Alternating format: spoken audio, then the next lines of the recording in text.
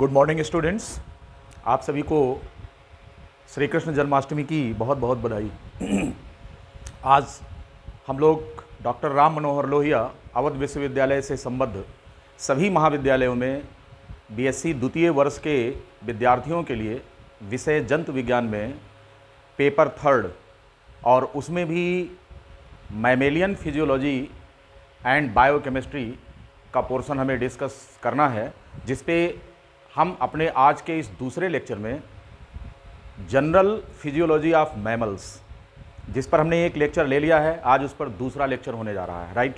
हमने आपको पिछले लेक्चर में ये समझाया था कि किसी भी लिविंग ऑर्गेनिज्म के लिए जीवित रह करके और सभी कार्य सामान्य ढंग से संचालित करने के लिए एनर्जी की ज़रूरत होती है, और उस एनर्जी का नाम हमने आपको बताया था कि ये एक प्रकार का बायोमॉलिक्यूल है जिसको हम एडिनोसिन ट्राइफॉस्फेट कहते हैं। क्या कहते हैं?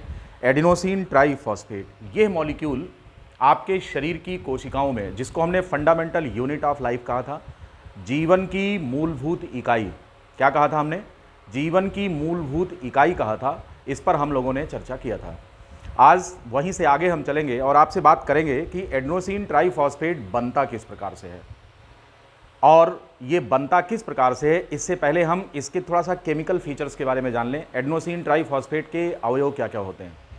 तो आपको पता है कि adenosine triphosphate ATP, this molecule, इसका फुल फॉर्म है adenosine triphosphate. This one is a kind of biomolecule. यहां पे एक टर्म है एडिनोसिन देन ट्राइफॉस्फेट। आपको पता है कि जो एडिनोसिन है यह एक न्यूक्लियोसाइड है। ये क्या है? न्यूक्लियोसाइड है। बीएससी 1 में आपने पढ़ा होगा डीएनए के बारे में। डीएनए की जो रिपीटिंग मोनोमर यूनिट्स होती हैं उनको हम न्यूक्लियोटाइड्स कहते हैं, और आपको पता है कि न्यूक्लियोटाइड्स जो होते हैं वो न्यूक्लियोसाइड और फॉस्फेट के कॉम्बिनेशन से बनते हैं। यहाँ पर ये वही न्यूक्लियोसाइड है, और न्यूक्लियोसाइड के लिए आपको पता है कि एक नाइट्रोजन बेस की ज़रूरत होती है। तो यहाँ पर नाइट्रोजन बेस जो है वो एडिनिन है। एडिनिन, जिसको कि आप सिंबॉलिक फॉर्म में ए से रिप्रेजेंट करते हैं, और इसके साथ जब हम कोई पेंटोज शुगर जोड़ देते हैं, पेंटोज शुगर,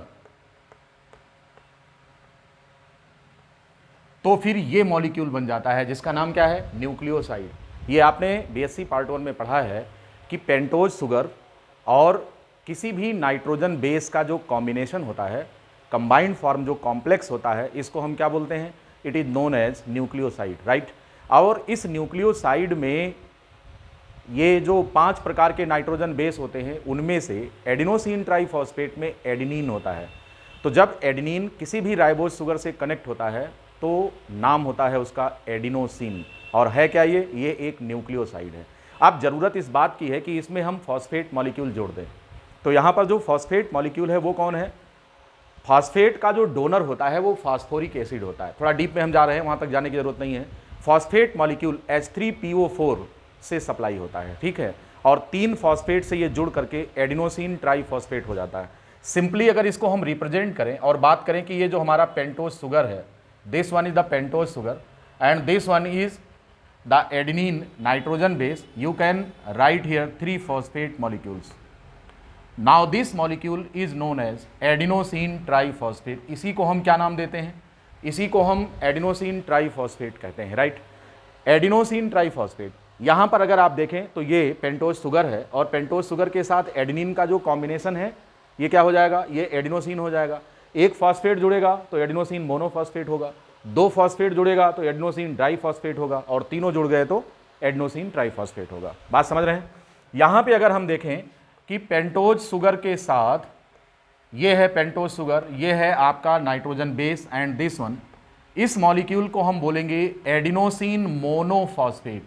क्या बोलेंगे इसको? AMP। ये पहला कॉम्बिनेशन है। यहाँ पर जब एडिनिन के साथ नाइट्रोजन बेस हो और इसके साथ एक फॉस्फेट का कनेक्शन हो तो हम इसे क्या मानेंगे? It is known as AMP, adenosine monophosphate molecule हम इसे बोलते हैं। राइट। और इसी तरीके से अगर हम इसमें 2 मॉलिक्यूल जोड़ दें, दूसरा देखें, अगर हम 2 फॉस्फेट मॉलिक्यूल इसके साथ कनेक्ट कर देते हैं, then this molecule is known as adenosine diphosphate. इसको हम एडीपी कहते हैं, एडिनोसिन डाइफॉस्फेट कहते हैं इसको, राइट। और तीसरा कंडीशन यह है कि अगर इसमें 3 फॉस्फेट जुड़ जाएं, 3 फॉस्फेट जुड़ने पर यह जो मॉलिक्यूल है, 3 फॉस्फेट जुड़ने पर यह जो मॉलिक्यूल है, इसी मॉलिक्यूल को हम क्या बोलेंगे? इसी मॉलिक्यूल को एडिनोसिन ट्राइफॉस्फेट बोलेंगे। बात समझ में आ रही है? तो इस तरीके से अगर हम यहां पर देखें तो जो हमारा एनर्जी सप्लायर है वो एक प्रकार का न्यूक्लियोटाइड है, क्योंकि न्यूक्लियोसाइड में हमने फॉस्फेट जोड़ा है तो न्यूक्लियोटाइड हो गया। और इस तरीके से अगर एक फॉस्फेट जुड़ा हुआ है, it is known as adenosine monophosphate. अगर 2 फॉस्फेट जुड़ा है तो एडिनोसिन डाइफॉस्फेट, और अगर 3 फॉस्फेट जुड़ा हुआ है तो एडिनोसिन ट्राइफॉस्फेट होगा। यहां तक की बात समझ में आ गई आपको? ठीक है। अब अगर हम देखें यहां पर तो इसमें ये और ये जो बॉन्ड होता है, this bond and this bond, ये हाई एनर्जी बॉन्ड होते हैं, हाई एनर्जी बॉन्ड कहलाते हैं। ये जो होते हैं ये हाई एनर्जी बॉन्ड हैं। लेकिन जो ये तीसरा बॉन्ड है, यहां पर जो ये तीसरा बॉन्ड है, this one is low energy bond, low energy bond, इसी को हम कहते हैं। यहां तक की बात समझ में आ गई? एडिनोसिन ट्राइफॉस्फेट में एक पेंटोज शुगर होता है, एक नाइट्रोजन बेस एडिनिन के रूप में मौजूद होता है, और इसमें एक फॉस्फेट अगर है तो एएमपी, 2 फॉस्फेट है तो एडीपी, और 3 फॉस्फेट है तो एडिनोसिन ट्राइफॉस्फेट होगा। यानी कि यह एक प्रकार से आपके शरीर के अंदर बायोमॉलिक्यूल के रूप में एक एनर्जी बॉम्ब है। क्या है ये एक एनर्जी बम है। अब क्वेश्चन ये है, आप सीधा बिल्कुल सही समझ रहे हैं कि आप सोच सकते हैं कि अगर बम है तो ये दगता है क्या? जी हां, इसका विस्फोट होता है, लेकिन विस्फोट अपने आप नहीं होता, इसको फोड़ने वाला एजेंट होता है। बिल्कुल सही समझ रहे हैं, इसे फोड़ने वाला एजेंट होता है, क्योंकि ये जो बॉन्ड बने हुए हैं इनमें से 2 बॉन्ड, चूंकि उनकी एनर्जी ज़्यादा है, और आप केमिस्ट्री में पढ़ते हैं कि हाई एनर्जी बॉन्ड्स जो होते हैं दीज आर हाईली अनस्टेबल। बस उनको किसी न किसी प्रकार के एजेंट की, ब्रोकर की ज़रूरत होती है जो इस बॉन्ड को ब्रेक कर देगा। और आपको मालूम होना चाहिए कि बॉन्ड बनते समय जितनी एनर्जी कंजर्व होती है, ठीक उतनी ही एनर्जी बॉन्ड बनते समय बाहर आती है, राइट। किसी भी 2 मॉलिक्यूल के बीच में जब बॉन्ड बनता है तो एक निश्चित मात्रा में एनर्जी उसमें कंजर्व हो जाती है, लेकिन जब वही बॉन्ड ब्रेक होता है तो ठीक इतनी ही एनर्जी बाहर निकलती है। ठीक है, अब जो ये एनर्जी निकल रही है हमें इसका उपयोग करना है। हमारे शरीर के अंदर जितने भी केसेज इस प्रकार के होते हैं, एक्टिव ट्रांसपोर्ट के, या फिर कहीं पर ऐसी प्रक्रिया जहां पर एडिनोसिन ट्राइफॉस्फेट की जरूरत है, वहां पर इस बॉन्ड को ब्रेक किया जाता है।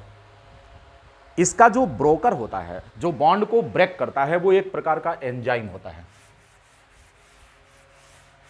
यहां पर जो बॉन्ड ब्रोकर होता है, that is a kind of enzyme, and that enzyme is known as what? उस एंजाइम को हम एटीपी एज एंजाइम कहते हैं। क्या कहते हैं? एटीपी एज एंजाइम कहते हैं। ये जो एडिनोसिन ट्राइफॉस्फेट है,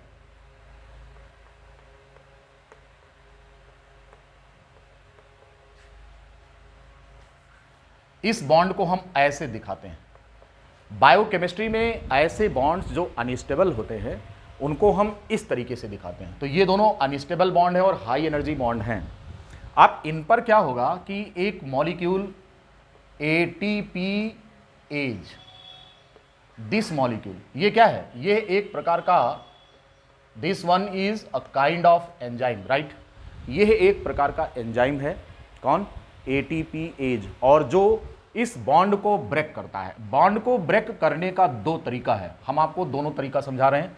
पहले केस में क्या होगा कि adenosine diphosphate plus inorganic phosphate release होता है। यानी कहने का मतलब कि आपका यह वाला बॉन्ड ब्रेक होता है। यह एक तरीका है। एडीपी का बॉन्ड जो स्प्लिट हो रहा है इसके दो तरीके हैं। इनमें से पहले तरीके में हमने आपको बताया कि जब इसका केवल टर्मिनल बॉन्ड ब्रेक होता है, टर्मिनल बॉन्ड ब्रेक होता है दिस वन, तो फिर जो प्रोडक्ट मिलते हैं वो एडिनोसिन डाइफॉस्फेट होता है और इनऑर्गेनिक फॉस्फेट होता है, और प्लस यहां पर एनर्जी रिलीज होती है, energy that is 7.4 kilo calorie energy release होती है, राइट। कितना? 7.4 किलो कैलोरी एनर्जी रिलीज होती है उस समय जब ये टर्मिनल फॉस्फेट बॉन्ड ब्रेक करता है। And this breaking is not autonomous and spontaneous but it requires the action of specific enzyme, and that enzyme here is known as adenosine ATPase. ATP यहां पर एक सबस्ट्रेट है, you know substrate molecules वो होते हैं जिन पर कोई enzyme action करता है, राइट। तो यहां पर भी सबस्ट्रेट मॉलिक्यूल यहां पर कौन है? एटीपी है। तो इस पर एक्शन करने वाले एंजाइम का नाम क्या होगा? एटीपीएज। एटीपीएज इसको दो तरह से तोड़ता है एज पर रिक्वायरमेंट। पहले केस में ये टर्मिनल पायरोफॉस्फेट बॉन्ड ब्रेक होता है, राइट। दूसरा केस जो इसकी स्प्लिटिंग का तरीका है वो ये है कि ये एएमपी एडिनोसिन मोनोफॉस्फेट प्लस यहां पर दोनों फॉस्फेट ब्रेक कर जाते हैं, ठीक है। यहां पर इस तरीके से अगर आप देखें तो एएमपी प्लस पीपीआई, पीपीआई मतलब यहां पर इनऑर्गेनिक फॉस्फेट के दोनों बॉन्ड हैं, ये ब्रेक कर जाते हैं, और इस ब्रेकेज से आपको पता चलता है कि एडिनोसिन मोनोफॉस्फेट रिलीज होता है और प्लस आपको एनर्जी प्राप्त होती है। You get energy here in this form. तो इस प्रकार से एडिनोसिन ट्राइफॉस्फेट जो होता है ये एनर्जी का एक रिच मॉलिक्यूल है, एक एनर्जी बम है, और इसको फोड़ने का काम कौन करता है? एटीपीएज एंजाइम, जो कि एक ब्रोकर होता है, जो एक एजेंट होता है, जो यहां पर इसको ब्रेक करता है बॉन्ड को। दो तरीके से इसकी स्प्लिटिंग होती है। अब अगर स्प्लिटिंग केस नंबर 1 के अनुसार हो रही है दिस वन, और दूसरा केस ये है अगर एनर्जी की ब्रेकिंग इस तरीके से हो रही है जैसा कि आप यहां पर देख पा रहे हैं, कंजम्पशन एक एडिनोसिन ट्राइफॉस्फेट के बराबर माना जाएगा। ब्रेकेज अगर केस नंबर 1 के अनुसार हो रहा है तो फिर एनर्जी का कंजम्पशन एक एटीपी के बराबर माना जाएगा। कंजम्पशन इक्वल्स टू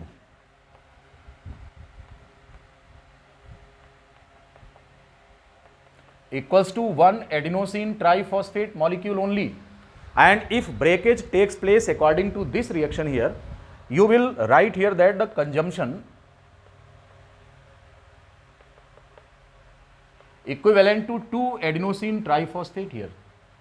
यहां पर अगर हम देखें, अगर एटीपी का ब्रेकेज इस फॉर्म में हो रहा है तो हम यह मानेंगे, जब भी हम एटीपी का कैलकुलेशन करेंगे, इसका अकाउंट लिखेंगे, तो हम यह बात करेंगे कि it is equals to 1 adenosine triphosphate, right.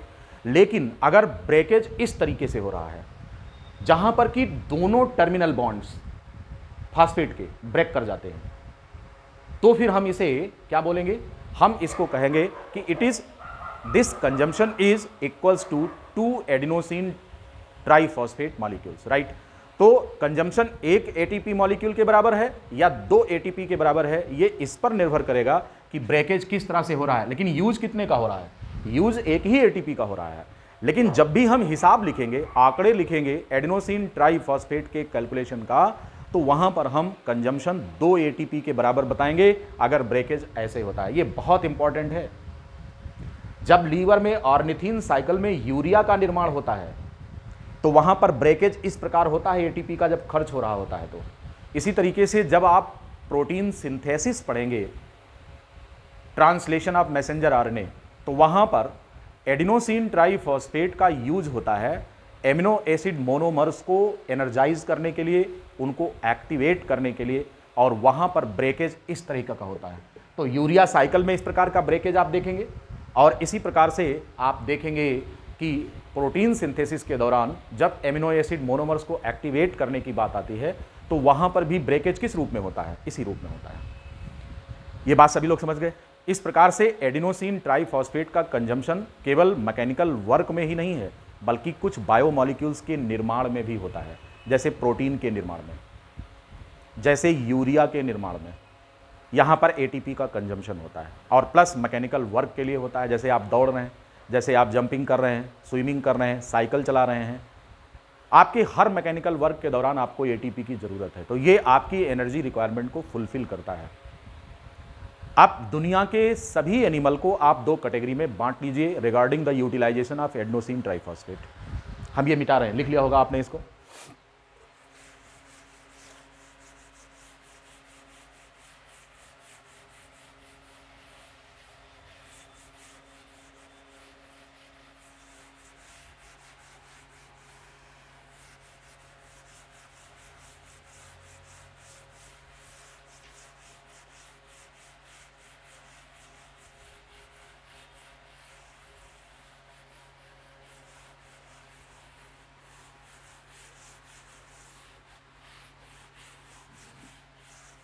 इस दुनिया में दो तरह के एनिमल्स हैं, two kind of animals.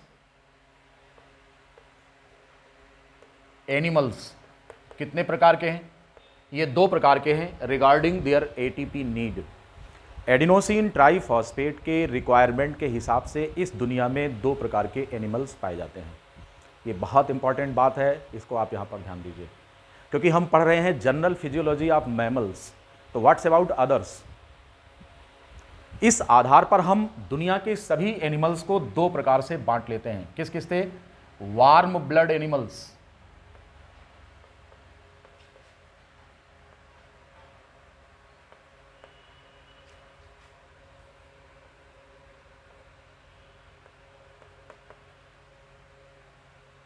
Warm blooded animals, या इनको होम्योथर्मिक एनिमल कहा जाता है।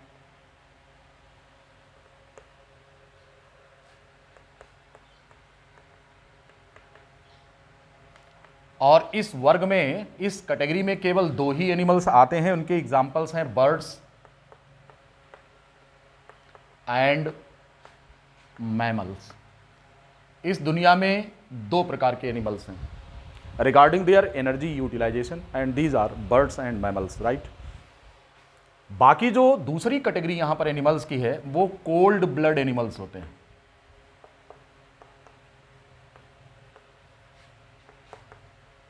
ये कोल्ड ब्लड एनिमल्स होते हैं, इनको पाइक्लोथर्मिक कहा जाता है।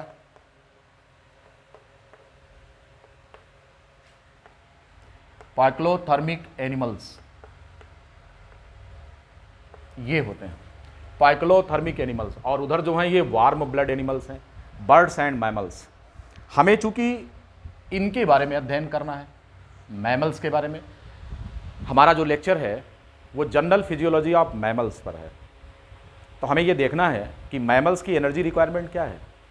फिलहाल हम ओवरऑल देखते हैं। ध्यान रहे कि ये जो कैटेगराइजेशन है वार्म ब्लड और कोल्ड ब्लड एनिमल्स का, ये जो कैटेगराइजेशन है ये किस आधार पर है? ये इस आधार पर है कि वो वर्टिब्रेट एनिमल्स हैं, उनको बांटा गया है। यानी कहने का मतलब कि ये कौन से एनिमल हैं? वर्टिब्रेट एनिमल्स, इनका कैटेगराइजेशन हम आपको बता रहे हैं। तो जो सभी वर्टिब्रेट्स हैं जैसे फिश, एम्फीबिया, रेप्टाइल्स, ये जो तीन कैटेगरी है ये कोल्ड ब्लड एनिमल्स की कैटेगरी में आते हैं। ये कौन कौन होते हैं? These are fish, amphibia and reptiles. ये जो वर्टिब्रेट एनिमल्स हैं जिनमें वर्टिब्रल कॉलम पाया जाता है, इनका क्लासिफिकेशन हम एनर्जी नीड के हिसाब से कर रहे हैं। तो इनमें दो प्रकार की कैटेगरी है, एक वार्म ब्लड एनिमल्स होते हैं और दूसरे कोल्ड ब्लड एनिमल्स होते हैं। ये जो कोल्ड ब्लड एनिमल्स होते हैं, these do not have thermo regulatory device in their body. इनके शरीर के अंदर टेम्परेचर के रेगुलेशन की कोई डिवाइस नहीं होती। These do not have any kind of thermoregulatory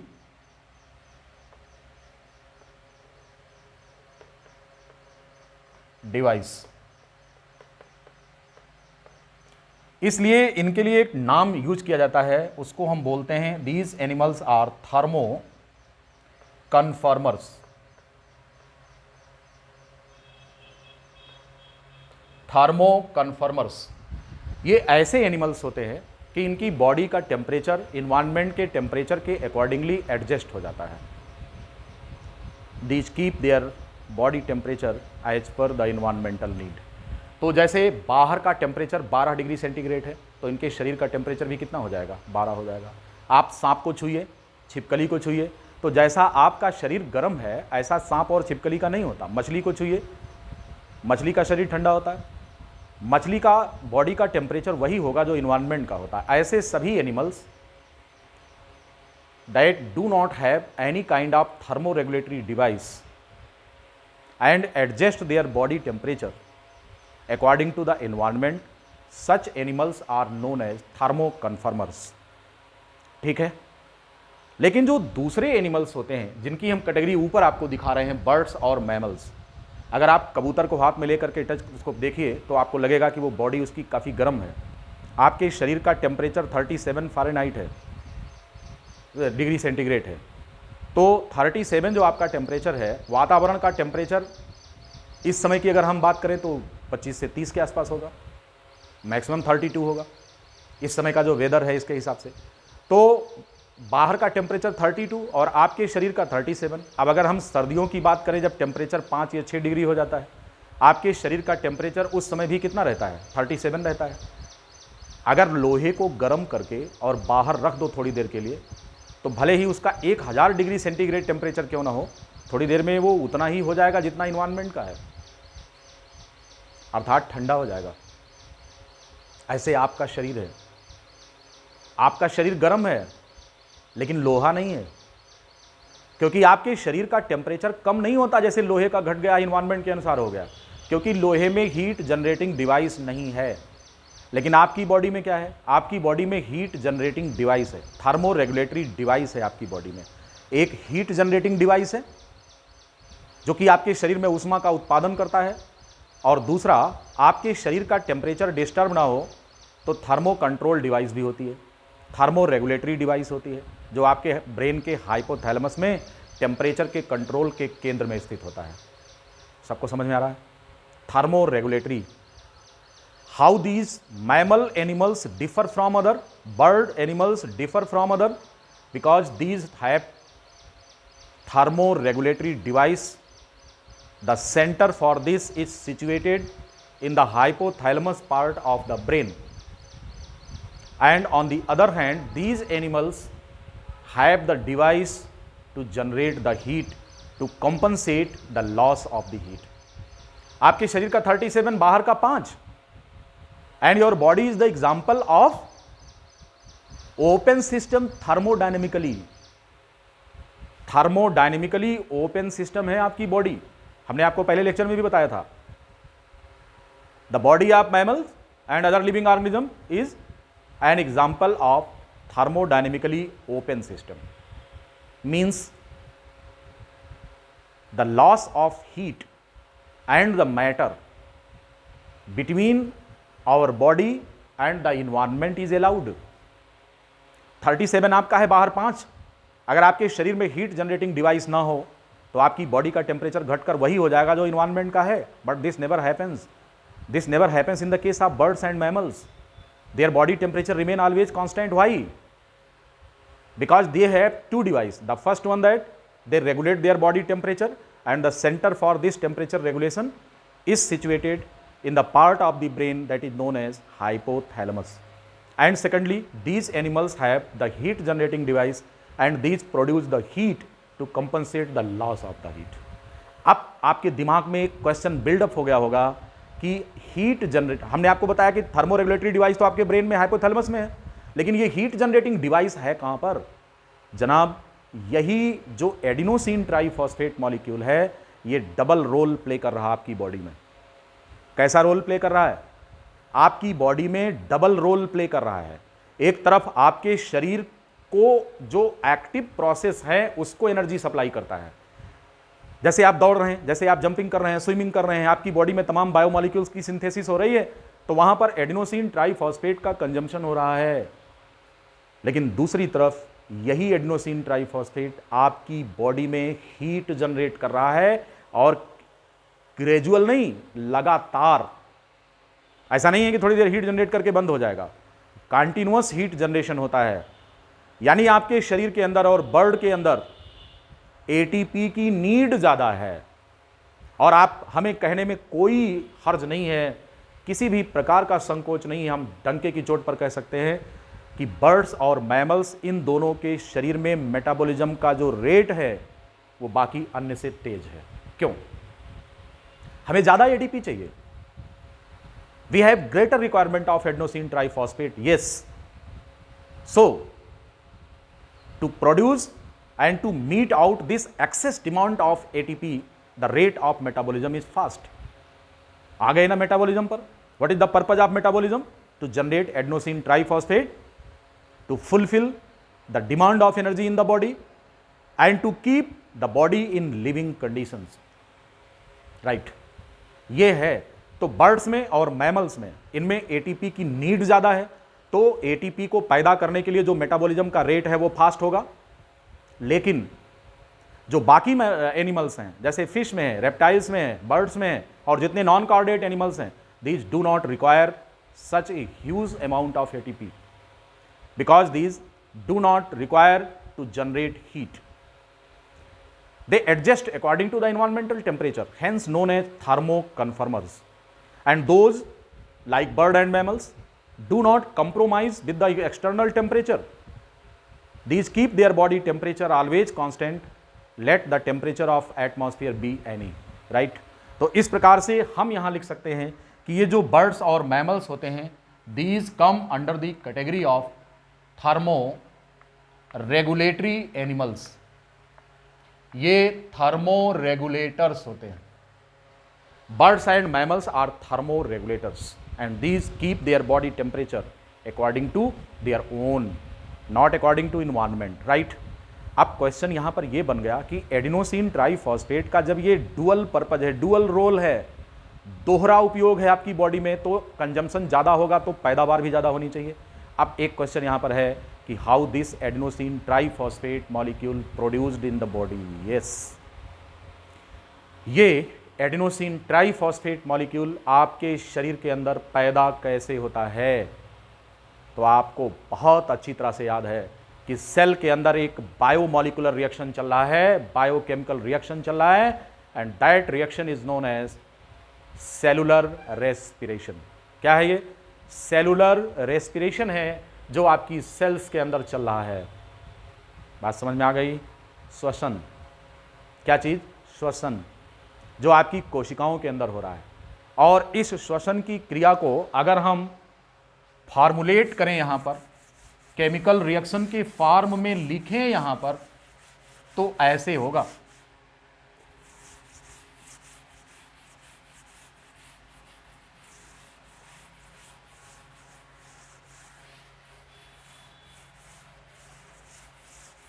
ऐसे होगा ये।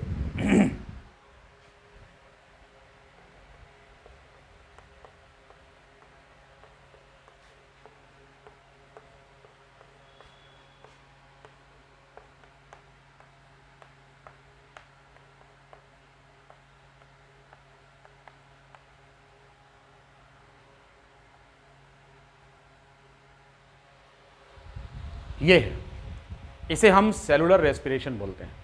पैदा कौन हो रहा? एडिनोसिन ट्राइफॉस्फेट पैदा हो रहा। रिएक्शन का नाम क्या है? It is cellular respiration, right? Cellular respiration ATP molecule को पैदा करने का एक रिएक्शन है। यहां पर जो यूज हो रहा है वो कौन है? This molecule is glucose. और इसे जलाने के लिए, आपको पता है कि जलाने के लिए क्या जरूरी है? ऑक्सीजन जलने के लिए आवश्यक है, बर्निंग। तो now here this glucose molecule is burn using the atmospheric oxygen.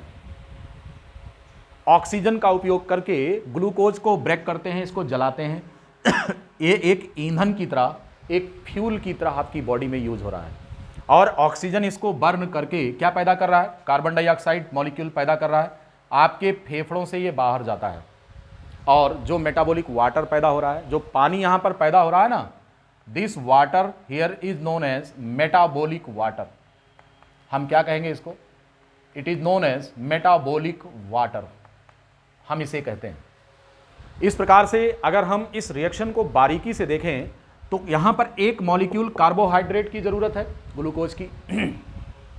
यह ऑक्सीजन के साथ बर्न होता है, कार्बन डाइऑक्साइड पैदा करता है और पानी पैदा करता है। कार्बन डाइऑक्साइड को अपने फेफड़ों से हम बाहर निकाल देते हैं और पानी जो पैदा होता है ये हमारी बॉडी के अंदर यूज हो जाता है। And such kind of water is known as metabolic water. You know there are some examples of mammals like kangaroo rat. पानी नहीं पीता है, पीता है क्या? नो।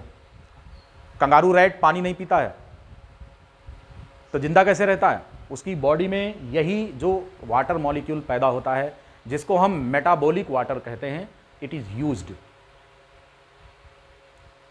वो भी अपनी नीड को सेटिस्फाई कर लेता है।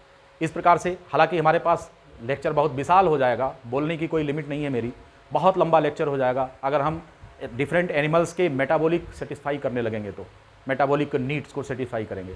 कंगारू रैट में मेटाबॉलिक वाटर होता है जो उसकी वाटर रिक्वायरमेंट को फुलफिल करता है। तो लेक्चर काफ़ी ब्रॉड हो जाएगा, इकोलॉजी भी शामिल हो जाएगी इसी में, तो लेट दैट बी सेपरेटेड, उसको अलग से हम देखेंगे। अभी आप केवल इतना समझिए कि ये मेटाबॉलिक वाटर है जो हमारी बॉडी के अंदर यूज होता है, राइट। तो इस तरीके से अब यहाँ पर अगर आप देखें तो हमको दो चीज़ों की ज़रूरत है बेटा, हमको दो चीज़ों की नीड है। किसकी किसकी? हमको ग्लूकोज की नीड है and we get this from food. और फूड के रूप में हम क्या क्या लेते हैं? फूड के रूप में हम कार्बोहाइड्रेट लेते हैं, हम फैट लेते हैं, हम प्रोटीन लेते हैं, हम न्यूक्लिक एसिड लेते हैं, इसके अलावा वाटर, मिनरल्स और वाइटामिन्स लेते हैं। वाटर, मिनरल एंड वाइटामिन्स, ये सभी इंग्रेडिएंट्स हम लेते हैं। लेकिन हमको जो प्राइमरी सोर्स ऑफ एनर्जी है जिसको हम बर्न कर रहे हैं एटीपी पैदा करने के लिए, वो कौन है? वो ग्लूकोज है। And this comes from carbohydrate. यह जो कार्बोहाइड्रेट है हमको भोजन से प्राप्त होता है, इसलिए अब जाहिर सी बात है कि अगर जिंदा रहना है तो खाना खाना पड़ेगा। जो खाना हम खाते हैं वो हमारे ब्लड में डायरेक्ट डिफ्यूजिबल है या नहीं है? बड़े बड़े साइज के मॉलिक्यूल होते हैं। कार्बोहाइड्रेट में स्टार्च लेते हैं हम भोजन के रूप में, रोटी में स्टार्च होता है, आलू में स्टार्च होता है, अनाज जो होता है उसमें, अन्न जो होता है उसमें स्टार्च होता है। ये सब पॉलीसैकेराइड्स होते हैं, बड़े साइज के मैक्रो मॉलिक्यूल होते हैं, पॉलीमर्स होते हैं जो हमारे ब्लड में डायरेक्ट नहीं आ सकते। इनको छोटे छोटे मॉलिक्यूल्स में ब्रेक किया जाता है ताकि ये हमारे ब्लड में पहुंचकर शरीर की कोशिकाओं को वितरित हो सके। इसलिए हमें एक चैप्टर की नीड हो रही है और उस चैप्टर का नाम है food, feeding and digestion. Food, feeding and digestion, and the system of the body which is involved in this process is known as the digestive system। इसलिए हमें फिजियोलॉजी का सबसे पहला चैप्टर जो पढ़ना है वो कौन है? Physiology of digestion. डाइजेशन की प्रक्रिया क्या है, जिसमें हम बड़े साइज के मॉलिक्यूल को, जैसे कार्बोहाइड्रेट है, इसको तोड़ देते हैं, छोटे छोटे में तोड़ करके, ब्रेक करके, और इसको डिफ्यूजिबल बनाते हैं ताकि हमारे एलिमेंट्री कैनाल के छोटे छोटे छिद्रों से होकर ये ब्लड में आए और ब्लड से होकर पूरे शरीर की कोशिकाओं को सप्लाई हो जाए, राइट। हम एक कोशिका की बात कर रहे हैं, ये ग्लूकोज एक सेल में आ गया है। अब इसको तोड़ने के लिए हमें किसकी जरूरत है? ऑक्सीजन की। From where this comes. अब अगले चैप्टर की शुरुआत हो रही है। जो दूसरा चैप्टर है वो रेस्पिरेशन है, राइट। कौन सा चैप्टर है? रेस्पिरेशन।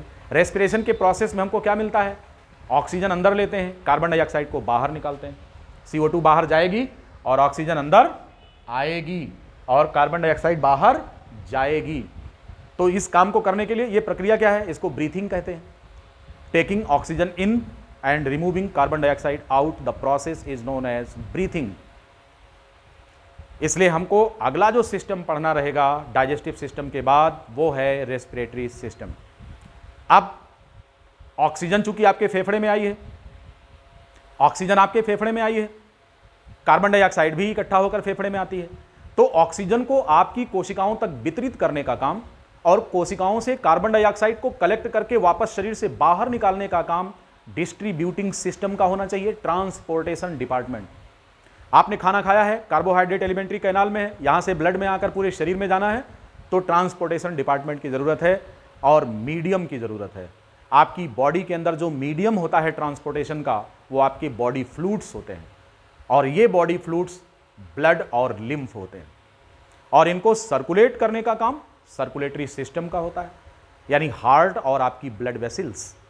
तो तीसरा जो चैप्टर यहां पर इन्वॉल्व हो रहा है वो कार्डियोवैस्कुलर सिस्टम है, जिसके बारे में हम पढ़ाई करेंगे। अब चूंकि आपकी बॉडी एक फैक्ट्री की तरह काम कर रही है, तो कचरा भी पैदा होगा। इस कचरे को बाहर निकालने का जो सिस्टम होता है that is known as excretory system. अपने किडनी के बारे में पढ़ेंगे हम, उसका स्ट्रक्चर, उसका फंक्शन, इन सारी चीजों की बात करेंगे। अब ये जो हमारे सारे सिस्टम्स बॉडी के हैं, इनको चलाने के लिए, इनकी मैकेनिज्म को मेंटेन करने के लिए, इनको रेगुलेट करने के लिए बॉडी में रेगुलेटरी डिवाइस होती है। और यह जो रेगुलेटरी डिवाइस है, इसके लिए आपके दो चैप्टर्स हैं। इनमें से एक है नर्वस सिस्टम, जो आपकी बॉडी की सभी एक्टिविटीज को कंट्रोल करता है, कोऑर्डिनेट करता है। चैप्टर का नाम होगा न्यूरल कंट्रोल एंड कोऑर्डिनेशन। और आपकी बॉडी में दूसरा जो रेगुलेटरी मैकेनिज्म पर वर्क करता है वो हार्मोन्स होते हैं। तो अगला जो चैप्टर होगा वो एंडोक्राइन सिस्टम होगा। इस प्रकार से आपकी फिजियोलॉजी में अगर हम देखें तो किन चैप्टर का अध्ययन करना है? डाइजेशन, रेस्पिरेशन, कार्डियोवैस्कुलर यानी सर्कुलेटरी सिस्टम,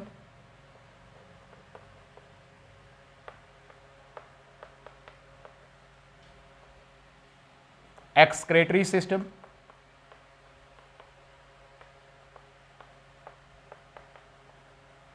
नर्वस सिस्टम,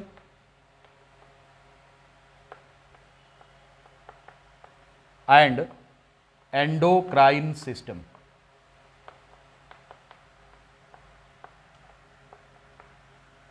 ये है इतने सिस्टम्स। कौन कौन? 1 2 3 4 5 और 6। ये सभी सिस्टम आवश्यक हैं, नेसेसरी हैं, इसेंशियल हैं। ये सभी सिस्टम इसेंशियल हैं, जरूरी हैं। और एक सिस्टम और है जो जरूरी नहीं है लेकिन पाया जाता है, वो है रिप्रोडक्टिव सिस्टम।